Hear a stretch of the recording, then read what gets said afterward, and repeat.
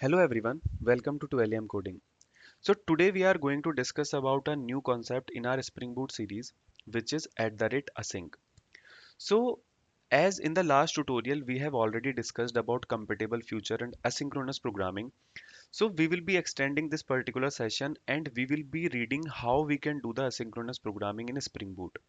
Okay, so it's a very simple way to do that, but it can be complicated also according to your scenarios. But today we'll be discussing a very basic example with which you can implement the asynchronous programming. So there are two things I have written over here. First is that we are having that it must be applied to a public method. So it should be a public method, whatever method you want to create the asynchronous. Second thing is that self invocation calling the async method from within the same class won't work because it bypasses the Spring proxy that intercept the call to execute it asynchronously. So what it trying to say that in the same class, if you are creating the asynchronous method and you are calling it into the same class, it will not work. It should be outside the class into some different class. Then only it will work. Why it will not work? Because that in the same class it will be executing in same thread. But we want to let that function execute in different thread.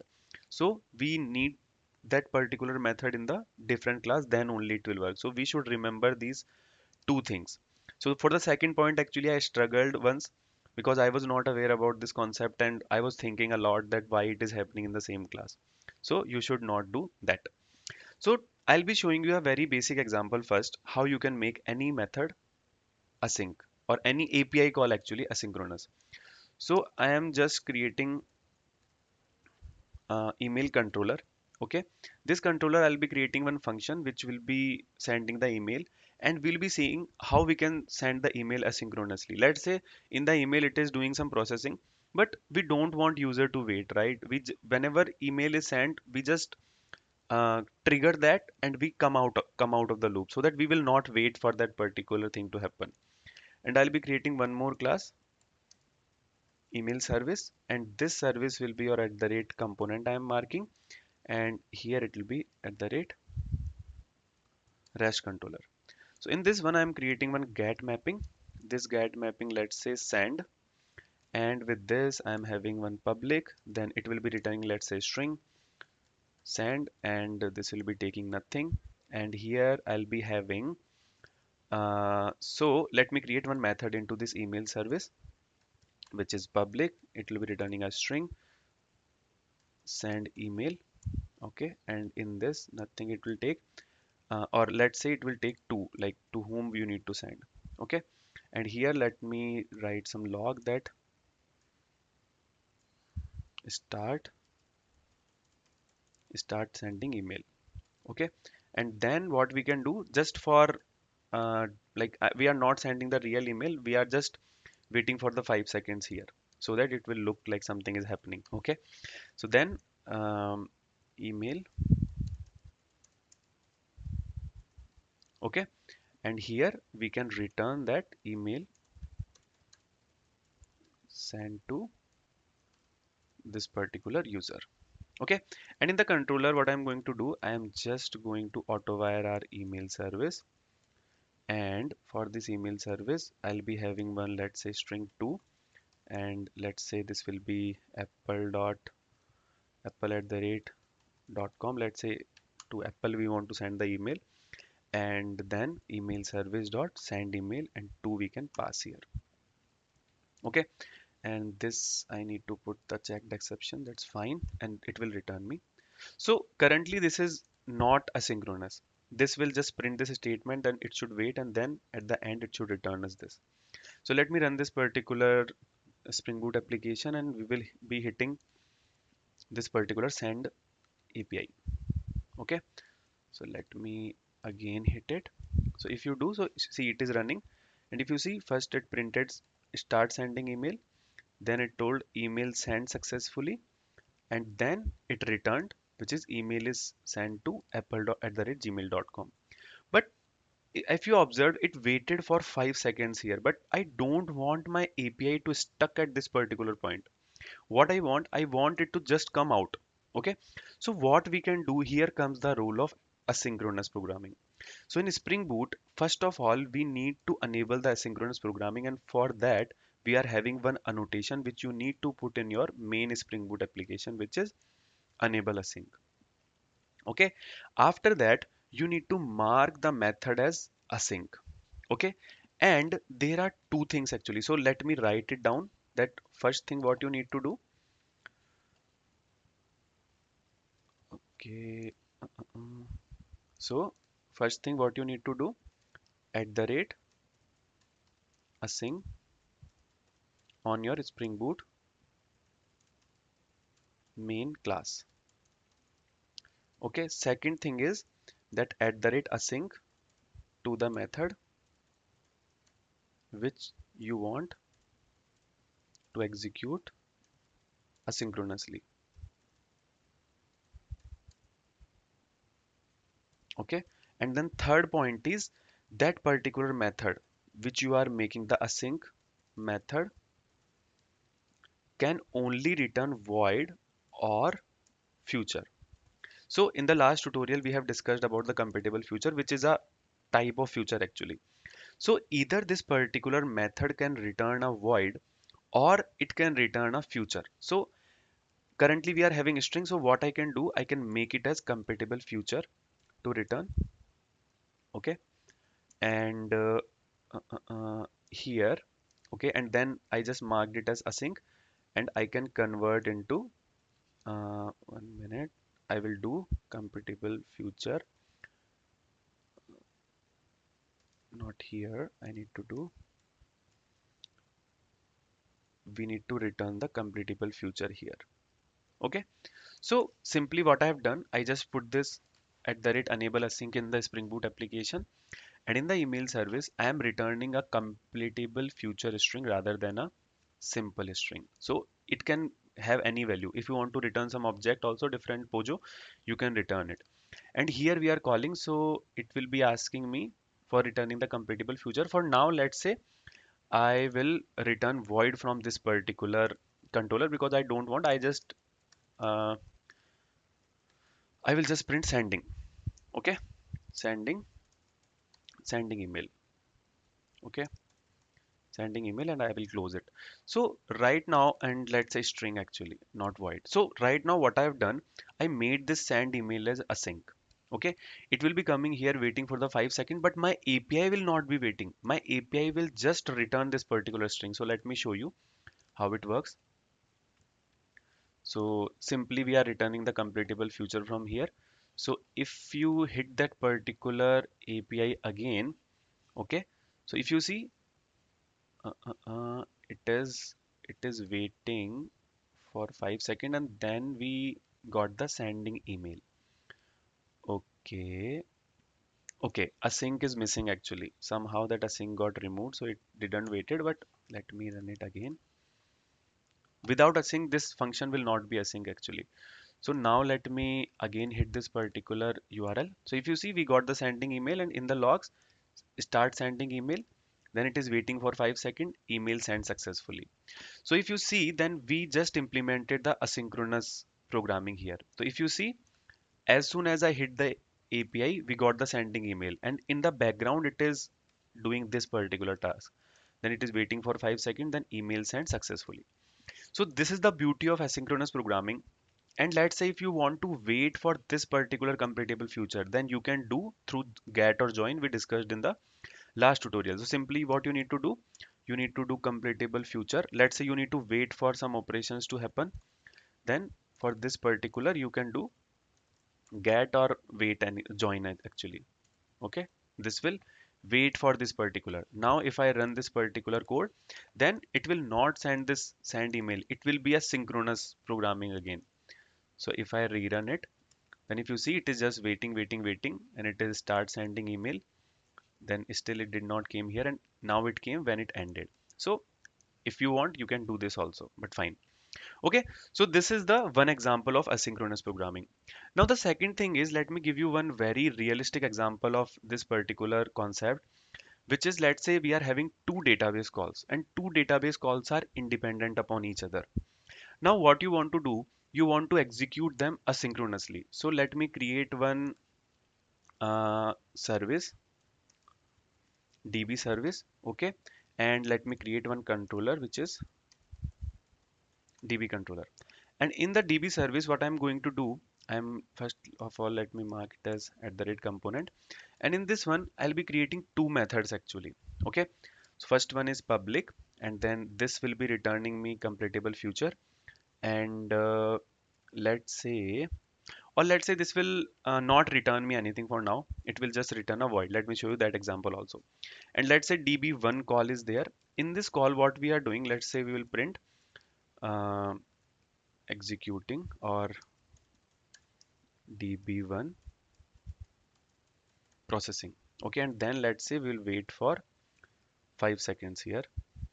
Okay, and after that I'll print one more statement, that db1 processing end. Okay, in the same way, let me create one more method, and that method will be, let's say in second database 2 you want to insert something, and it also waited for, and both I want as async. Like let's say both are not dependent upon each other. Then I'll create a db controller. So here I can do a get mapping now. Okay, in this get mapping, let's say I just provide db and then public. Then let's say it will just return me a string db, and here I'm not doing anything. Let me auto wire our service, db service. Okay, and then let's say db service, and this db service now will be calling our dot db1 dot db2. We need to add the checked exception, and it will return you, let's say db or running simply. So what we have done, we have simply having these asynchronous operations. Okay, which is waiting for 5 seconds. Okay, and we just simply called over here these two operations. Okay, so currently let me run this particular program. Okay, I'm not doing anything, it is not returning anything. Okay, so let me run this particular program, and then we'll be seeing how these two calls will be working. So let me paste it over here, it is started. So let me see db. Okay, I need to mark it as REST controller that I forgot. Let me run it again.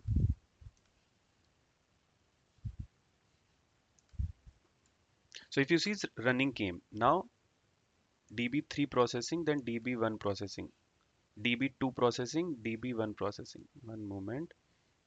Okay, here it made db3. Let me make db2. Let me start it again. So if you call this particular API now, it's saying running. Okay, and then it is saying start db1 processing, db2 processing. So two processes start at the same time, and db1 processing end and db2 processing end. So what happened exactly, that we are having these two calls. Okay, so these two calls happened in parallel. If you see, first of all, it's not like that my this particular call executed, then waited for 5 minutes, then completed. It's not like that. Both the processes of db1 and db2, start db1, start db2, it happened at the same time, and after 5 seconds the end also happened at the same time. So in the normal case, if you see, if it is not a async, then what it will do, let me remove this async from here for now. Okay, and let's see how it goes. Okay, so now let me run it. So it is waiting actually. So db1 start processing, then first of all it will do db1 processing and then db2 processing start, and then db2 processing, and it will say. Okay, so this is the, I think you are able to understand, this is the role of async here, that we are calling these, and you can see by logs actually how these are calling. And we, like as these, this is async, so we are just returning running here. We are not holding this API to wait, and both the calls started at the same time, and both the calls end at the same time also. Okay, so this is the beauty of this particular asynchronous. Now let me give one more example of this one, which is very simple. Let's say rather than returning void, this will be returning a something string here over here, which is completable future. Okay, and this will be having, let's say, return completable future dot complete future, and then let's say db1 or db1 processing completed, like that. Okay. Okay, and in the same way, this will be returning you db2 processing completed. Okay, so this happened. Now the thing is, let's say I will be getting the completable future here. Okay, let's say string, it will be returning, and then let's say future one I'll be having, and in the same way, this second database call will be returning you the future two. Okay, so one more method what you can do is you can do completable future dot all of, and you can provide f1 and f2. Okay, and let's say rather than running here, you want to wait for these two calls. Okay, and this will be returning you completable future, let's say void. Okay, and then cf. So what we currently did, we are returning the completable future, and here like I have combined these two calls. So these two calls will be happening asynchronously, but I don't want my API to just come out. I want my API to wait. Let's say I will just do join here. So let me give you example why I told that. First of all, let me run it. Then let's see what will happen inside this particular. So let me remove it and let's run it again. So if you see, it's just waiting. And if you see DB1 processing start, DB2 processing start, both the DB calls are happening in parallel actually. We have combined. So this is one method all of you can do. Now let's say for example, in this F1 and F2 you are getting some value and you want to return it into API. So you want to wait. It's not like you are waiting synchronously that first DB1 call happens and then end, then DB2 call happen and then end after DB1. It's not like that. Both our calls are happening in parallel. But let's say this will give you the facility that you can wait for these both of the how many futures. Let's say you are having multiple methods. You can provide all the methods here. And this cf.join will wait for those all the methods to complete. So if let's say you are having one method taking 3 seconds, second method taking 4 seconds. So both calls will happen in 4 seconds. Okay. Now what, let's say these particular data also you need. So what I can do is string, let's say str1. Okay. It will be f1.join I can do here. In the same way, here string 2. Let's say these data I want actually. Okay. Whatever these calls are returning, I want to return to the UI. Let's say some JSON or something, but for now it's a strings only. So I can just provide the space, then str2 I can do. So what I've done, I just waited for both the calls and this will be happening very quickly because until this particular part, it will be happened. Both the calls will happen because this join is blocking call actually. This is blocking both the operation. Then it will be returning the string and both the strings we are returning to the UI. So in total, rather than taking 10 seconds of these two calls, we are having 5 seconds. It will be taking 5 seconds here and it will be returning the data to the UI in 5 seconds only. So let me again run this particular code. So it is waiting. DB1 processing, DB2 processing start. Both the processing, both ended. And if you see on the UI, we got DB1 processing completed and DB2 processing completed. So this is the beauty of this completable future. So if you want to implement this asynchronous programming in multiple methods which are independent, if like this particular call, this F1 we need into DB2, let's say somehow, then you cannot do it. There are ways actually in the completable futures which we will be discussing in the different tutorials.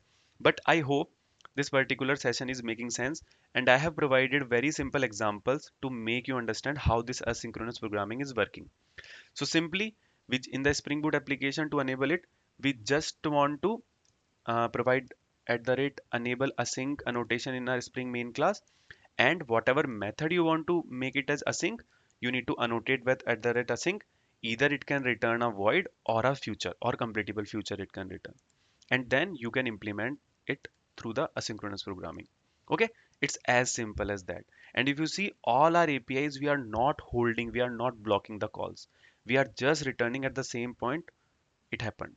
Okay, so yes guys, like I know this tutorial was little bit, but I just want to make this concept very clear, and in the future tutorials I'll be coming up with some advanced and real-time scenarios so that you guys can implement in your industrial project also. Okay, so yeah, that's it for this particular tutorial. If you like the video, Don't forget to press the like button and share with your friends, and please subscribe the channel. So thank you. See you in the next tutorial.